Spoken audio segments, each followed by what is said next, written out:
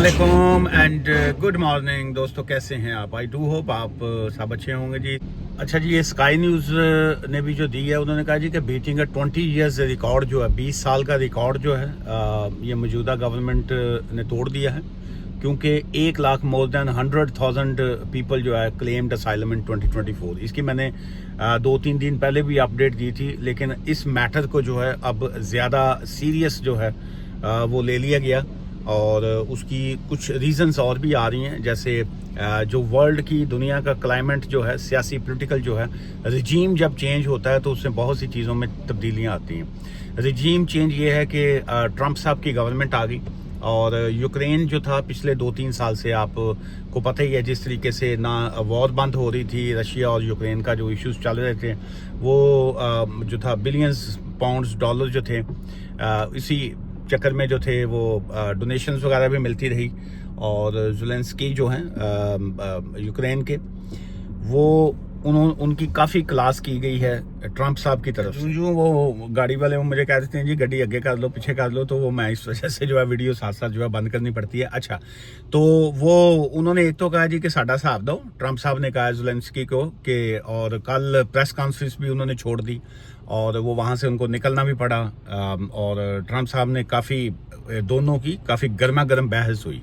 अच्छा, फिर उसके बाद जो अफ़गानिस्तान को भी उन्होंने कहा कि जी कि हमारा ही असला जो है तुम दुनिया को बेच रहे हो, हमें हमारे असले का हिसाब दो, जो हमने गाड़ियाँ वहाँ पे छोड़ी उसका भी हिसाब दो। उधर से उनको भी छेड़ा।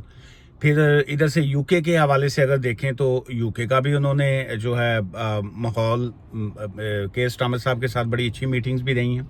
और लेकिन रशिया के हवाले से क्या पॉलिसीज़ आती हैं ये भी अब आगे सिचुएशन पे डिपेंड करेगा कि हालात किधर को जाते हैं।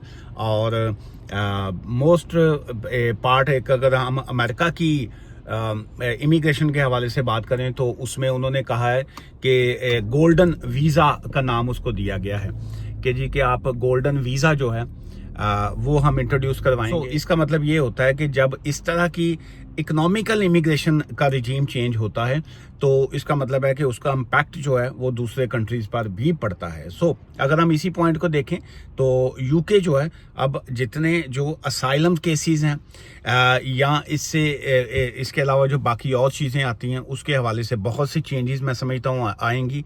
लेकिन जो स्पॉन्सर लाइसेंस हैं, स्किल्ड वर्कर वीज़ाज हैं, और या इसके अलावा ये जो इन्वेस्टमेंट वाले ऑप्शंस होंगे वो खुलेंगे ताकि जो इन्वेस्टर्स जो हैं वो यूके में आ सकें, चाहे वो यूरोप से आए। इसीलिए जो है यूरोप के साथ भी अक्सर लोग, ये मैं मीडिया पर देखता रहता हूँ कि वो कहते हैं जी कि दोबारा से जो है वो रिकंसाइल करके तो दोबारा जो है वो सिस्टम में वो इन होंगे यूरोप के साथ जो है। ऐसा तो बिल्कुल नहीं है, बल्कि कल जो यस्टरडे की जो अपडेट थी उसमें ये है कि यूके जो है वो ECHR जो है, European convention on human rights जो है, हम उसको भी जो है वो ख़त्म करेंगे। क्योंकि ECHR ख़त्म से मुराद ये है कि जी कि हम यूके में हैं, हमारा यूके का अपने लॉज हैं, यूके की अपनी इमिग्रेशन लॉ है, लेकिन अपील पे जाके या बहुत से लोग जो केसेस हैं वो European convention on human rights के केस के ऊपर जो है वो अपने केसेस को इंटरनेशनली तौर पे जो है वो हल करते हैं। हम इंटरनेशनल लॉ की रिस्पेक्ट करते हैं। International law is a good thing कि हम अब उसकी रिस्पेक्ट है, लेकिन जो यूके का अपना कानून है उसकी भी जो है वो पासदारी होनी चाहिए। इस चीज़ का मतलब ये है कि ये जो ह्यूमन राइट्स क्लेम्स जो हैं, मैं समझता हूँ कि इसका भी इसके ऊपर असरअंदाजी होगी और ह्यूमन राइट्स क्लेम्स जो हैं उसके ऊपर भी जो है आगे नेगेटिव फैसले आने की मुझे लग रहा है कि नेगेटिव फैसले उस पर भी आएंगे।